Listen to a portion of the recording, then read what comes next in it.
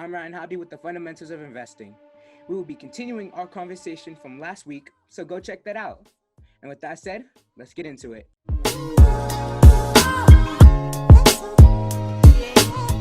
So, how do you feel? How do how do your businesses withstand the issues such as the COVID-19 pandemic, the new racial tensions in the world, and especially the election we are faced with today? What advice would you give our listeners who aspire to be entrepreneurs? This is an easy one, quite honestly. So, and it's really a testimony to who we are as a people. So just imagine all that we've been through and all we were able to achieve despite having to be, the three-fifths compromise, right? Being paid, 3/5 of what a normal white person or even the crazy numbers around wealth in the Black community versus the white community. But we still here and we still achieve at a really high level because we are the most amazing generation culture of the pivot, right? So the pandemic, COVID has actually unlocked more opportunity for me. The racial tension has turned into more opportunity for me because, we look at the market and see where it's going and we figure out how to give you what you need for that market. So COVID, turned into brands and companies needing to reach people at home. And so don't tell a Black person that I got everybody stuck at home and I need to find a way to sell you something. We're going to find a way to sell you something, right? Don't tell a Black person that's been the only Black person in the room the majority of his career that now there's racial tension and there's a need for companies to be more empathetic, to be more intentional around how they invest in our community. And so, it's turned into new businesses, new markets, new opportunities for me. So I've now added a diversity and inclusion practice to my business. I am now, charged with I'm being paid to do that myself. But I'm also given the latitude to invest and spend money with other Black companies in the space. In terms of the pandemic, we've done a number of amazing things. I had one of my clients, is a fashion brand. They do men's suits. And when COVID first happened, we partnered with the company that does these meal kits. So the boxes that come to your house that gives you 4 meals for a family. And we went and did a promotion where we gave the meal kits to essential workers in hospitals. Then after George Floyd happened, we partnered with the New Jersey City Police Department to give away meals to families who had been adversely affected by COVID. We actually, so just imagine the police typically come to your house for a negative occasion. Now the police are showing up at your house and they're bringing you food. They're feeding your family for a week. We actually went last Wednesday. I actually took my children with me because I wanted them to see that. I wanted them to have that balance of how we live. In my town, there are, I don't know if there's maybe 1 or 2 other Black families and in the whole entire town. So I wanted them to go to an environment where it was full on Black. And we were in the middle of where 50% of the murders that happened in Jersey City happened in this one community. It's 4 blocks. It's one of the craziest projects in Jersey City. And this woman has 4 of her own children, and she's adopted 7 other children. So she has 11 children who she keeps safe in the middle of what is basically a war zone. And we gave her a bunch of meals. And that was really a testimony of how do you, so I'm selling suits, right? And by the way, let's be honest, everyone's sitting at home. No one's probably even worn pants in the last 4 weeks and 4 months, right? I know I have on sweatpants today. That's as close to pants as I've been in a long time. So trying to sell somebody a suit is crazy, right? But how do you make people feel? How do you make people realize that you are aware of the circumstances that are going on in the world? And so, we are a very creative people, very nimble people, the purveyor of the pivot. I got to imagine everyone I know has this hustler's mentality. And I know that all the people I know, they found a way to make more money and get more business during this time, because when you put it in a situation where all things are equal, we are undeniable. We have to always be better than them to get the same. So just imagine the ones of us that have more than they have. Because there's a lot of us that got more than they have. Just imagine who we have to be as a people and how we have to think. And so I know my whole crew is getting it during this time because that's what we do. We do. You're gonna tell me that you gotta have certain amount of experience to get a certain job. I'm gonna get that job without the experience because that's how nimble I am. That's how creative of a thinker I am. None of us got here because we were given a silver spoon. Our parents didn't give us the roadmap. Our parents loved us and they gave us the best version of what they had, and I'm super appreciative of it. But what we took and did with it is different. And so, we take that. That's how I show up. I show up during COVID. I show up during, racial injustice, and I find a way to get more. And that's what we do. Absolutely. It's hard to come back. Hard to come back after that one. That was powerful.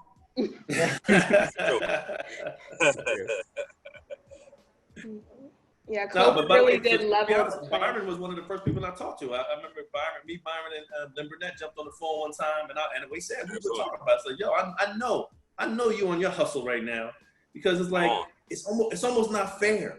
It's almost not fair. Right. You put us in a situation where everybody has access to everything. They can't beat us. They can't. That's why they do all these things to try to keep us. They try to keep us in our place because they are so fearful of what would happen. And that's what you're seeing. All of this stuff. This police brutality. That's fear. That's fear of how we should act. Yeah, we should be violent. They should be afraid of us. But the crazy part is we don't do any of the things that they're afraid of ever. They do that.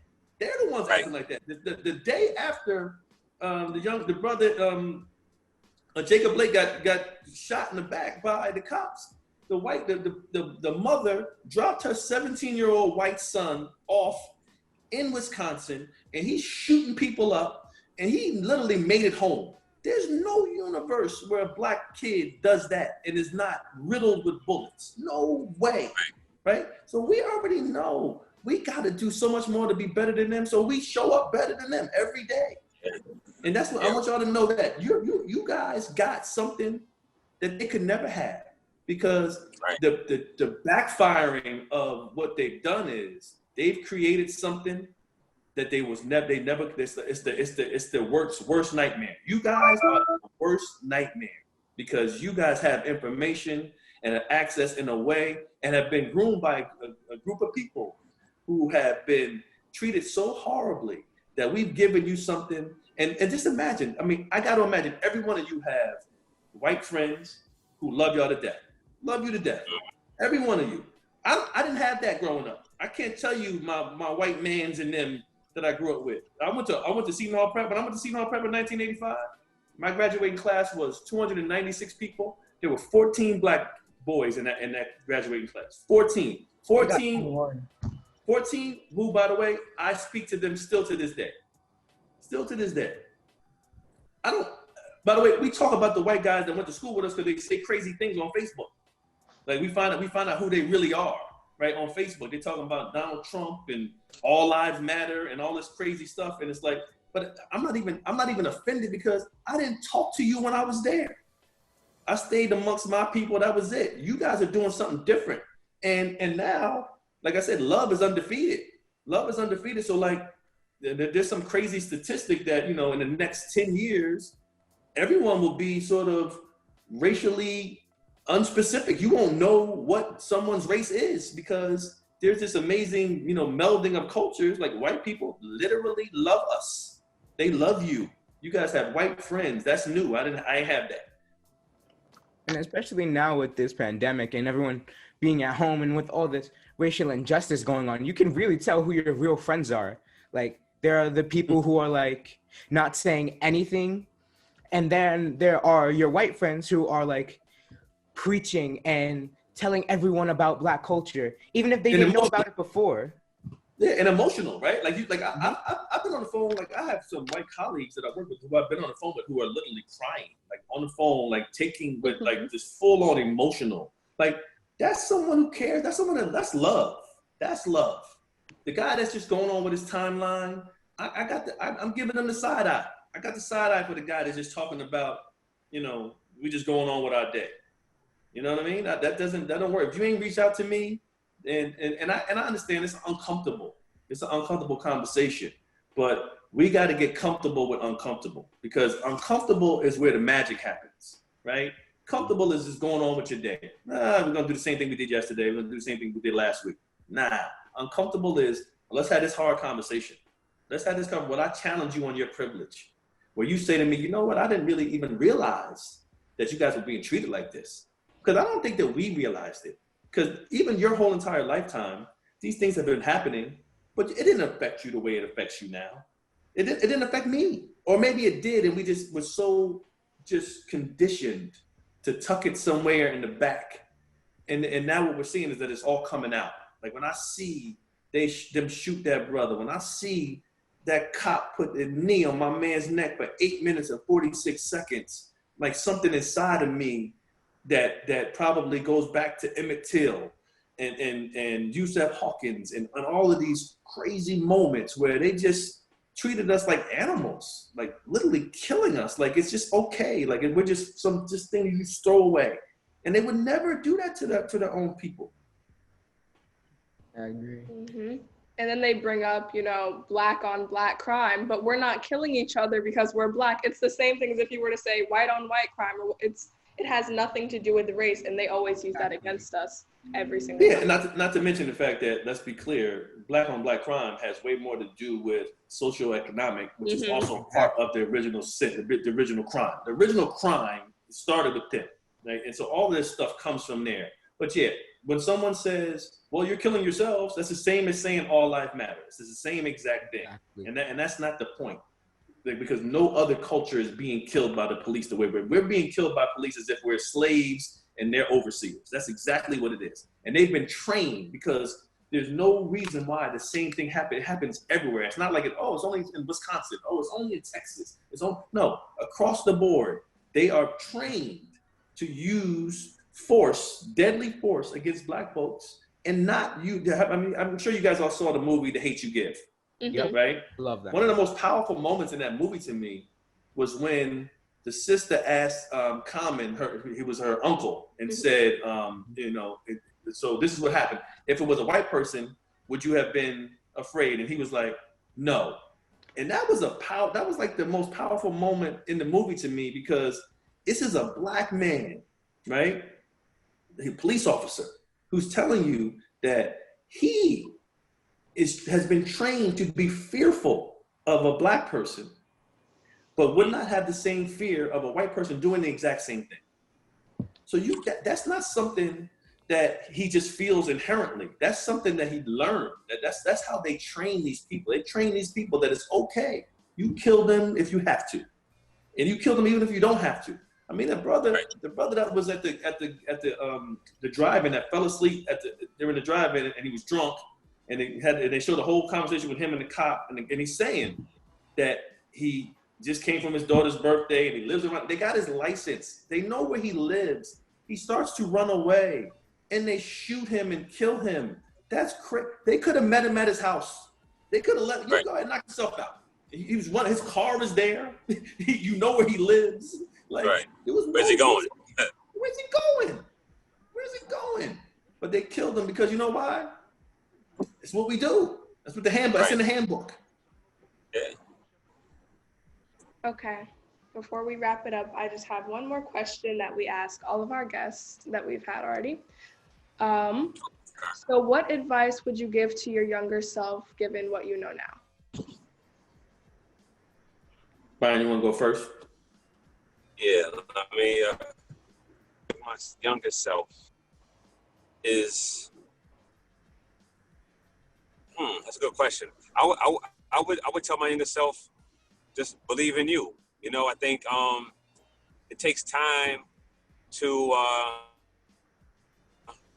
believe what you don't like, to believe what you don't know. Again, we've been taught to just go to school, get a job, right? And follow the American dream.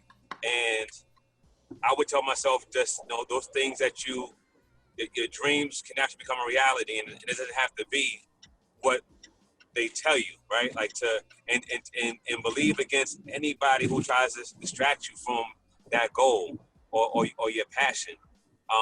You know, I've always been a person who sort of like, you know, regardless of the circumstance, I know I'm gonna figure a way out. But it would be awesome that I believed in myself early enough to know that I can do it, you know, regardless of the circumstances. I think that would be the most important thing I would tell myself is just believe, go for it, and don't let anybody tell you anything different. You know, I'm a product of a single mother. My parents got divorced at a really early age. I would say my father was somewhat active in my life, but a lot of folks who I went to school with or grew up with had similar circumstances, but I was given some exposure, and that exposure allowed me to see more than what was in front of me. So I would continue to challenge my younger self to go for it sooner. Like don't let anybody stray you from what you know that you can do. So that would be that'd probably be the biggest jewel I would tell my younger self. Yeah, I think I would say the same thing. Quite honestly, I would say, you know, believe in yourself. Know that you got it. Know that you got this. Shoot for the star. Don't be afraid to be great. Don't be afraid to be great. Don't listen to anybody that tells you what you can't do. You know, I once had a conversation very similar to Byron. My mom was 18 years old when she had me. She was a freshman in college. So my mom's birthday is September 18th. My birthday is August 20th. So on August 20th, she had me. She turned 19, you know, a month later. And so most people would tell you that I would either have been aborted or definitely, you know, on welfare or whatever it was. And we lived in tough situations. And same thing, my dad wasn't really involved in my life. So everyone could tell you all the things, all the reasons why I couldn't turn into things. But because I emerged from that, you know, you can miss me with telling me what I can't be. I once had a conversation with the CEO of a company, and he was like, "Yo, you're an amazing marketer, but you're not a businessman." And I said, "No disrespect, but I'm the product of a single mother in Newark, New Jersey. So the fact that I'm sitting here across the table from you shows you that I'm capable of anything. So we can agree to disagree, and I see you at the top." And so that's what I would tell myself. I would tell myself I wouldn't take so long to gain the confidence, right? Because I think that, you know, as we're growing and we're getting older, you know, we still have these moments where we're not sure if we got it. Right. And I tell my kids this all the time: don't be afraid to be great, man. And it takes some audacity to be great. Right. It's even like any black man or black person in general that tells you that they're great is looked at as obnoxious. Right? The memory of Muhammad Ali today is that he's this amazing person. But be clear, all of white society and a large amount of black society was annoyed by that, right? Just like LeVar Ball. LeVar Ball's telling you how great he is, and people are annoyed by that. I love that.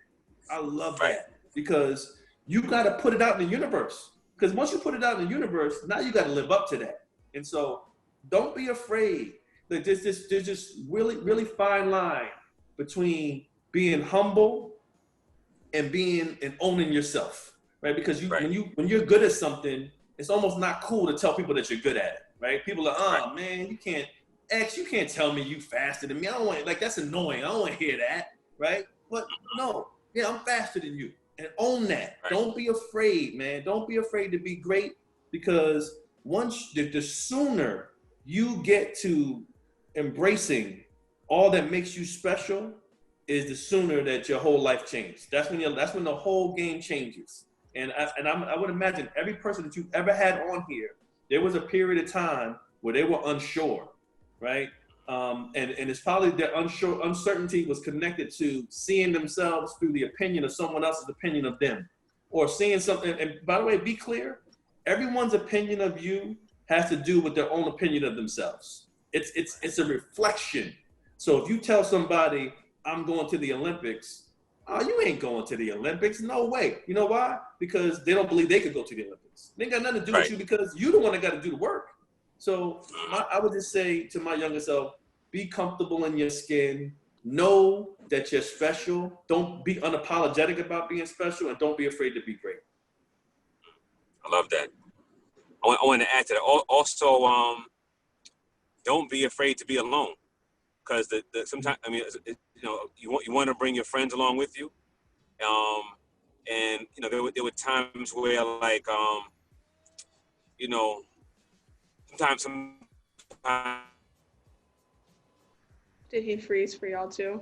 Yeah, I was hoping that he was still going. I was hoping he was still going for y'all. Yeah, I was like, am I the only one who can't hear? You froze up, B. What was that? Am I? Damn. Am I back? Am I back? You're back. You're Yeah, back. you're good. I was saying that a lot of times people play down to their friends. If they're not could be in class and you don't want to necessarily be in the gifted and talented class because deemed is not cool. I would challenge my younger self to challenge my friends to be better versus playing down and being mediocre. Being in the cool pack. Challenge that cool pack to be great. And I think being a leader is sometimes separating from the pack and letting them see how great you can be, and then they'll be inspired. A lot of times growing up, that was the thing. Like, sit in the back of the class, and I remember having teachers tell me, I could tell by the way he looks that he didn't know the work. But in the class, I had 90s. So I remember they told my mom that. My mom, in most cases, parent-teachers conference is a scary thing. The teacher's going to say something negative, and, you're going to get it when you get home. And that did happen. But in this instance, I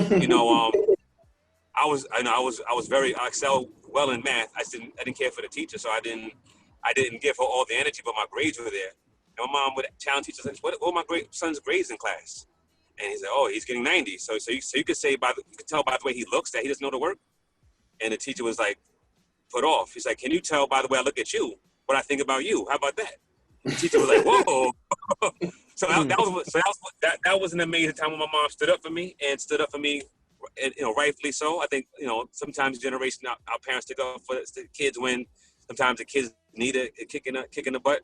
But I think again, to add on to the positive point, I think again, like, be great and challenge your friends to be great with you versus slipping back and trying to stay with the pack. Lead the pack. Don't be the pack. Greatness and leadership, they're both lonely.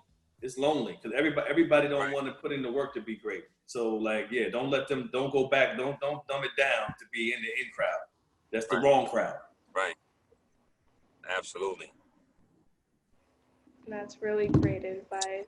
Okay, guys, thank you so much for coming. Come back whenever you want. We'd love to have you back. It was really great speaking to you. I appreciate y'all, man. Love y'all. Y'all be great, man. Y'all are the future. Y'all make me proud. Absolutely. We definitely appreciate all the advice you guys gave us here today. Yes, we did. And Xavier, if you say my name wrong again, I'm gonna come to your house and My bad. I'll try. I got it. I'm gonna be Brian one more time. It was my dad who got it wrong. And then he told me to do it. So that was B-Y, Byron. all right, I got you. Got caught, X. Let's keep it crazy. together. All right. All right, y'all. All right. Thank you, Thanks, guys. guys. They were really nice. Yep. Really good advice. Okay, guys, this has been a really good episode. I'm really excited for you guys to be able to listen to this one. Yeah. Not much more to say. Not gonna lie, out of all the episodes that we've had so far, I feel like that was the most powerful one. Yeah, that one was really powerful. We didn't talk about investing much, but I think we had an important. We all definitely learned a little something. Yeah, we learned something, but not as much as usual. But I think we had, in a way, a more important conversation. And it was a lot more fun, to be honest. This one definitely hit different. Okay, everyone, this has been the Fundamentals of Investing podcast. Thank you for tuning in. Peace. Bye, everyone. This podcast is brought to you by Hailstorm LLC. Produced by Jalen Hovde.